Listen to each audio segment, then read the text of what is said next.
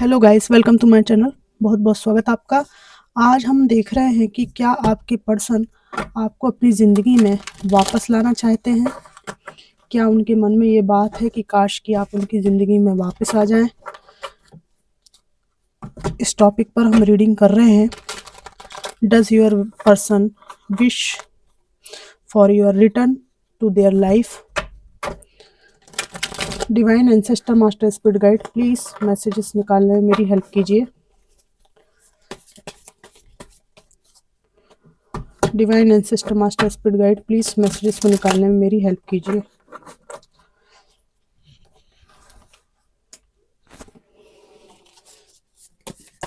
Divine ancestor master spirit guide, please messages को निकालने में मेरी हेल्प कीजिए। बिल्कुल चाहते हैं आपका रिटर्न, बिल्कुल।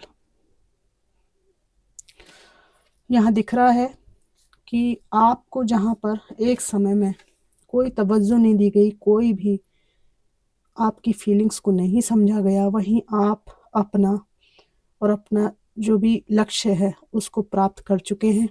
लक्ष्य की तरफ बहुत तेज़ी से बढ़ रहे हैं और वो लक्ष्य रहा है शुरू से ही कि कोई आपसे मान सम्मान से बात करे, तरीके से पेश आए, आपके अंदर जो काबिलियत है उसको पहचाने, है ना। आपसे अच्छा व्यवहार किए जो करे, जो कि इन्होंने नहीं किया है आपसे। ये मेल फीमेल कोई भी हो सकते हैं। तो इनके आकर्षण का सब्जेक्ट ये है कि अभी आपकी स्थिति बहुत अच्छी हो चुकी है इनसे अलग होने के बाद, जो कि इन्होंने आपको ऑलरेडी धमकी दी थी कि आप कभी भी मेरे बिना कुछ नहीं कर पाओगे, जबकि आप सब कुछ कर रहे हैं उल्टा। आपके पास गिविंग हार्ट शुरू से रहा है। इस पर्सन को आपने दिया तो उसने इज्जत नहीं दी, लेकिन आप दूसरों को दे रहे हैं तो आपको उसके बदले में काफ़ी अच्छा रिस्पॉन्स और प्रेम सम्मान मिल रहा है। आप में से कई लोग शिक्षक हैं, एनजीओ में काम करते हैं, अगर वर्क प्लेस पर भी हैं तो लोग आपके काम को और आपके व्यवहार को अप्रिशिएट करते हैं। 6 ऑफ वॉन्ड्स था, 2 ऑफ वॉन्ड्स है, 10 ऑफ पेंटिकल्स है। आप इनकी पूरी दुनिया थे, पूरा परिवार आपसे जुड़ा हुआ था अगर ये आपके एक्स हैं तो, ठीक है। और एक्स नहीं भी थे, एक्स गर्लफ्रेंड बॉयफ्रेंड कुछ थे या कुछ ऐसा आत्मीय संबंध था, तो एक सपना था अच्छा परिवार बनाने का, वो जो है इन्होंने तोड़ा है। और यहाँ पर हेरोफेंट का कार्ड है ना। ये हेरोफेंट शादी को भी बताता है और यहाँ पर विजडम को भी बताता है, हायर नॉलेज को भी बताता है। तो यहाँ पर काफ़ी अरसे से आप नो कम्युनिकेशन में हैं। यहाँ पर दो बातें हैं, एक तो फिजिकल डिस्टेंस है और इमोशनल डिस्टेंस भी यहाँ पर हो सकता है। अलग अलग तरीके का हर व्यक्ति के लिए आएगा यहाँ पर, क्योंकि कलेक्टिव रीडिंग है। और ये व्यक्ति जो है दूर से ही आपको, आपके हार्डवर्क को एडमायर करते हैं, ठीक है ना। पर इन्होंने एडमायरेशन बाद में दिया है आपको। पहले तो आपकी ज़िंदगी को इन्होंने बहुत ज़्यादा उदासी में छोड़ रखा था। 10 of wands, queen of cups, 7 of wands, the star. तो यहाँ पर इनकी आपके ऊपर नज़र बनी रहती है और बनिस्पत इसके इनकी ज़िंदगी में बहुत जिम्मेदारियां हैं और बहुत ही ज़्यादा ये अपनी ज़िंदगी की उलझनों में उलझे रहते हैं और ये सोचते हैं कि अभी मैं अपनी समस्याओं से सुलझ नहीं पा रही हूँ, सुलझ नहीं पा रहा हूँ। अगर कभी ऐसा वक्त आया कि आप इनको कहीं मिल गए, ठीक है, तो ज़रूर बात करेंगे आपसे, क्योंकि आप में कोई भी कमी नहीं है कि जिसके कारण ये आपसे बात करने के लिए ना ललचाएं, है ना। लेकिन ये व्यक्ति दूर से बैठ के ये बातें सोच रहे हैं कि सही टाइम पे, राइट टाइम जब आएगा तब बात करेंगे। इस व्यक्ति में एक खासियत है कि ये व्यक्ति जहाँ रहता है, जहाँ भी इनका रहना है, जीवन के उस पड़ाव पे ये टिकते नहीं हैं। दो रास्तों के सवार आपके पास थे तो कहीं और दिमाग, कहीं और है तो आपकी तरफ दिमाग, बिन पैंदी के लोटे जैसी इनकी ज़िंदगी है। हमेशा कंफ्यूज, हमेशा डाउट में कि क्या करना है, कहाँ जाना है। यहाँ पर ये व्यक्ति बहुत ज़्यादा कंफ्यूज और जिद्दी, लीगल केस भी है आपके साथ में, पर कुछ भी हो आपने मना कर दिया कि नहीं, मुझे नहीं आना, मुझे आप चाहिए ही नहीं। यहाँ पर इनके जिद्दीपन के कारण काफ़ी चीज़ें ख़राब हुई हैं। कई दफ़ा आपने इनको रोकने की कोशिश करी, पर उस टाइम आपका कोई वर्थ ये जानते नहीं थे। ये व्यक्ति मुझे यहाँ पर मेंटली डिस्टर्ब भी दिखाई देते हैं। ये लोगों को छोड़-छोड़ के भागते हैं रिलेशनशिप में, और फिर जब लोग इनको छोड़ के भागते हैं तो ये ऐसा प्रिटेंड करते हैं, नार्सिसिस्ट है ये व्यक्ति। ऐसा प्रिटेंड करते हैं कि सारे अत्याचार, सारी बेईमानियाँ, सारे गलत कार्य इनके ही विरुद्ध पूरे लोगों ने किए हैं। ये तो बहुत ही दूध के धुले हैं, ठीक है ना? ऐसे पुकारेंगे कि जैसे सब कुछ गलत हो गया, लेकिन तब तक रिश्ता ख़त्म हो चुका होता है ना? ऐसा है। तो ये नौटंकी ये कई दफ़ा कर चुके हैं, कई बार इन आउट इन्होंने किया है, और इनकी ऐसी सोच है कि कभी आप मिल गए किसी रास्ते पे, तो ये मैं ऐसा आपको रिस्पॉन्स दूँगा, वैसा रिस्पॉन्स दूँगा, सपने देखते रहते हैं। लेकिन ये व्यक्ति ऐसा व्यक्ति है जो अपनी लाइफ में कोई भी डिसीज़न नहीं कर पाते। यहाँ तक कि इन्होंने कुछ ऐसे लीगल मैटर में भी केस लगा दिए हैं, पता-वता इनको है नहीं कि करना क्या है, ठीक है ना? और इनको लगता है कि आप ऑलरेडी अपनी लाइफ में काफ़ी आगे बढ़ चुके हैं, है ना? इनके आपके साथ में जो भी इन्होंने किया, दूसरों की बातों में आकर आपके ऊपर शक किया, संदेह किया, और लोगों को ये बहुत तवज्जो देते थे, और आप इनके हमलों का केवल जवाब देते रहते थे। इनोसेंट होने के बावजूद भी आपके ऊपर ऐसे-ऐसे आरोप इन्होंने लगाए हैं लोगों के कहने पे कि कुछ मत पूछिए, ठीक है? तो यहाँ पर ये देख रहे हैं कि आप ऑलरेडी मूव ऑन हो चुके हैं, आप अपनी ज़िंदगी में बहुत ही ज़्यादा बैलेंस्ड हैं, एस्टैब्लिश्ड हैं, और अच्छा खासा आपका रुतबा है, और ज़िंदगी में आप इतने आगे बढ़ चुके हैं कि इनको लगता है कि आप इस एनर्जी में पहले तो नहीं थे, इनके पीछे-पीछे घूमते थे। तो जब सबसे ज़्यादा नीड का टाइम था, सबसे ज़्यादा आपको लाइफ में ज़रूरत थी, आप में से कुछ लोगों को एक फ़िज़िकल प्रॉब्लम थी, एक्सीडेंट या कुछ ऐसी समस्या, मेंटल इश्यू, डिप्रेशन, और या फिर जीवन में एक सच्चे साथी की ज़रूरत। कई तरह की चीज़ें हो सकती हैं। जो सबसे ज़रूरत का टाइम था आपका, बच्चों की परवरिश, ठीक है? मॉरल सपोर्ट, तब इन्होंने आपकी फीलिंग्स की कदर नहीं की, इवन सुनना भी पसंद नहीं किया, और आप बहुत फ़र्क पड़ता था इनको दुनिया से, और ये रिश्ता भी इनने किसी-किसी की बातों में कान लगाकर किया है। ये व्यक्ति एक ऐसा व्यक्ति है जो एक्शन लेने में कतराते हैं, है ना? ख़याली पुलाव ज़्यादा पकाते हैं। सब मालूम है इनको कि मैंने बुरा किया है, ठीक नहीं किया, और सब एहसास भी है ना? लेकिन जब ये एक्शन मोड में आते हैं तो इनको लगता है कि आप इनसे बहुत ज़्यादा अच्छे स्थिति में हैं, बेहतर हैं आप इनसे, तो ये दुबक के बैठ जाते हैं, और अपनी ज़िंदगी की समस्याओं में ये व्यक्ति उलझे हुए भी हैं, ठीक है ना? काफ़ी इनको स्ट्रगल करना पड़ता है लाइफ में। इनको लगता है कि मैं उलझा हुआ हूँ और वो सुलझी हुई है, ठीक है? तो वो तो मेरे को वैसे भी भगाने वाले हैं वहाँ से।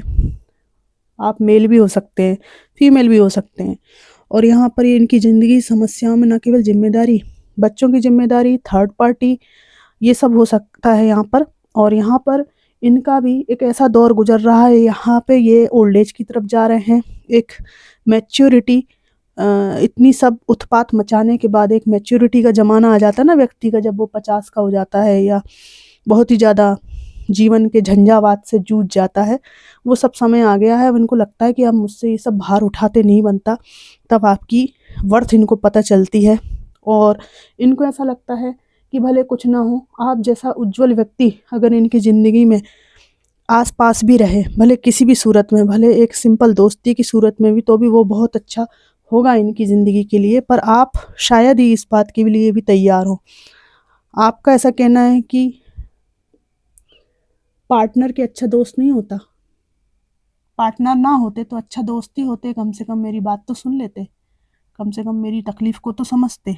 पर ना आप अच्छे पार्टनर हुए, ना अच्छे मित्र हुए, आप असल में कुछ भी नहीं हुए, है ना? तो ऐसा लगता है इनको कि आप इनके लिए ऐसा सोचते हैं कि ये व्यक्ति एकदम व्यर्थ इंसान है आपके जीवन में, और आप इनको अपने पास आने नहीं देंगे। अभी यहाँ पर ऐसी बात भी है कि अपनी समस्याओं में ये इतने उलझे हुए हैं कि कई चीज़ों से ये लड़ रहे हैं, जूझ रहे हैं, और कुछ निर्णय लेना चाहते हैं। कुछ रिश्तों को, हो सकता है थर्ड पार्टी से भी इनकी अनबन हो, कुछ मामलों में ऐसा हो सकता है ना? कुछ ऐसा टॉक्सिक इनके जीवन में ज़रूर मुझे लग रहा है, जिसको ये छोड़ना चाहते हैं, और यहाँ पर आपकी एंट्री अगर होती है तो ये सब जो दाँव पे जो इनकी ज़िंदगी में चल रहा है, उसका सबका ठीकरा आपके सिर पे फूट जाएगा।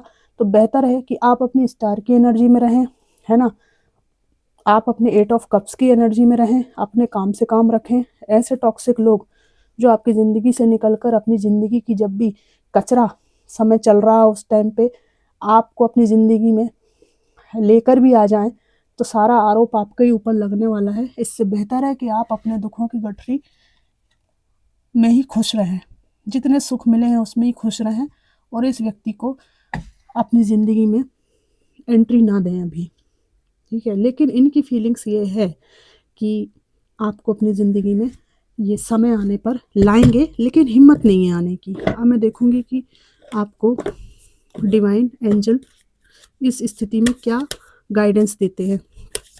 Divine ancestor master spirit guide, please messages को निकालने में मेरी हेल्प कीजिए। इन्होंने ना लोगों से कह के आपके ऊपर आरोप प्रत्यारोप भी काफ़ी लगाए हैं, और इनके साथ अगर आपकी फैमिली थी ना तो इन्होंने काफ़ी घटिया टाइप के काम भी किए हैं। 4 लोगों की बीच में बेइज्जती, 4 लोगों के बीच में आपकी बेइज्जती करना, है ना, हाथ उठाना, सब कांड ये करके बैठे हुए हैं ना। इसके बाद भी आप रहे हैं इनके साथ में, बताइएगा ये बात सही है कि नहीं।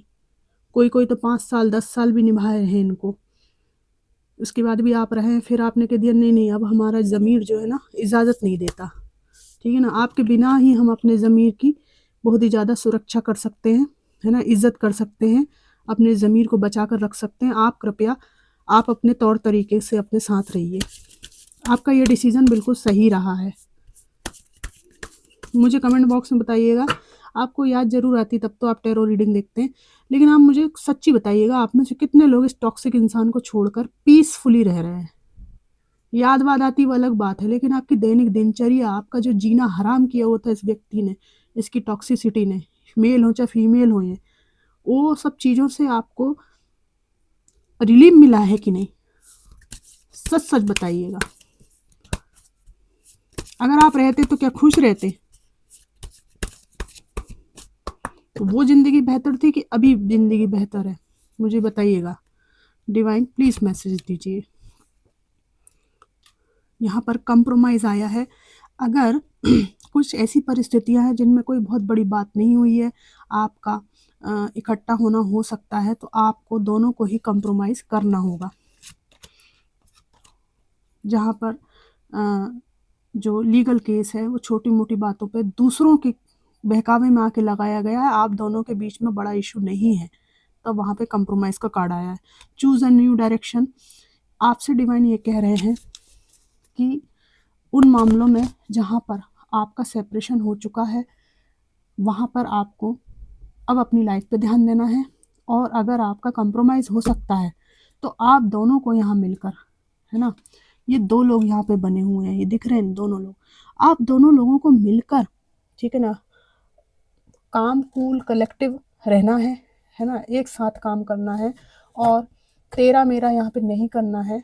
जीवन में जो साझा लक्ष्य होते हैं उनको लेकर चलना होगा, तब जाके रिश्ता संभलेगा। इफ़ यू बिलीव, अगर आप विश्वास करते हैं कि आपका रिश्ता ठीक हो सकता है, जहाँ पर ये वापसी की गुंजाइश है, ठीक है, तो अगर आप विश्वास करेंगे तो वाकई में ये हो सकता है। बट यहाँ पे कंप्रोमाइज़ आया है। लास्ट कार्ड में निकालूंगी, नो नीड टू वरी। यहाँ पर जो भी परिस्थिति है, भले आप साथ में हैं चाहे सेपरेशन में हैं, ठीक है, आप अपने सच के साथ रहिए, आपको ज़्यादा फिक्र करने की ज़रूरत नहीं है। जहाँ पर रिश्ता ऐसी कगार पे है जहाँ आप दोनों में ज़्यादा मतभेद नहीं है, दूसरों के द्वारा ज़्यादा उछाला गया है मुद्दा, तो वहाँ पर आप बातचीत करके देख सकते हैं रिश्ता ख़त्म करने के पहले, है ना। और जिनका रिश्ता ऑलरेडी ख़त्म हो चुका है तो डिवाइन कह रहे हैं कि मैं तुम्हारे साथ में हूँ, है ना, किसी के आने जाने से बहुत ज़्यादा फ़र्क नहीं पड़ता, और मैं तुम्हारे साथ हूँ, तो नो नीड टू वरी। तो फ्रेंड्स, ये थी जनरल कलेक्टिव रीडिंग कि क्या वे विश करते हैं कि आप उनकी लाइफ में वापस आ जाएं। तो यस, डेफिनेटली विश करते हैं, पर महा आलसी इंसान यहाँ आए हैं जो सिर्फ ख्याली पुलाव पलाव बनाते हैं। आप सहज भाव से कहीं मिल गए तो ये सोचेंगे, वरना 2 कश्ती के सवार हैं, है ना, कहीं और भी अटके हैं, आपकी तरफ भी अटके। हो सकता है इनके पास थर्ड पार्टी हो, उनसे भी इमोशनली अटैच हो गए हों, ठीक है, और वहाँ पे फंस के अटैचमेंट हो चाहे ना हो, रिश्ते को इनको हम निभाना ही पड़ेगा, क्योंकि इनको मालूम है कि मैं कितनों को छोड़ूंगा, कितनों को छोड़ूंगी। अगर मैंने नहीं दिया एफर्ट तो ये मेरे पुराने पर्सन जैसे नहीं है कि जिनके सामने मैं कुछ करूं चाहे ना करूं अनकंडीशनल लव मिलेगा। यहाँ पर ऐसा नहीं है, है ना। यहाँ पर अनकंडीशनल कुछ भी नहीं है, इक्वल गिव एंड टेक है। ये वहाँ पे देंगे अपना तो वहाँ से रिटर्न मिलेगा आपके जैसा, तो इनको दोबारा पर्सन मिलेगा नहीं। तो ये थी कलेक्टिव रीडिंग और जनरल रीडिंग थी। कितनी मैच करी बताइएगा। Thanks for watching.